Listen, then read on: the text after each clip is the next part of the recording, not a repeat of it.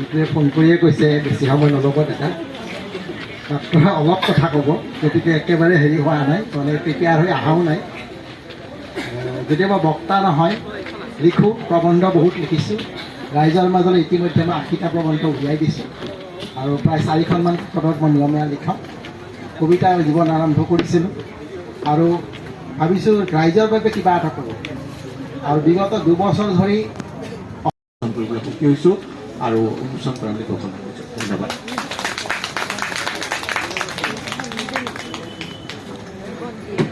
আৰু প্ৰবোধ কুমাৰ মিশ্ৰ ডাঙৰীয়া, প্ৰবোধ চন্দ্ৰ মিশ্ৰ ডাঙৰীয়া, কুমাৰটো আহি যায় নহয়নে?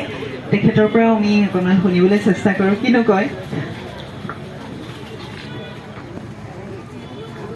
মঞ্চত উপবিষ্ট শ্ৰদ্ধা বিশিষ্ট ব্যক্তিসকল, মোৰ সন্মুখত শুনি থকা সন্মানীয়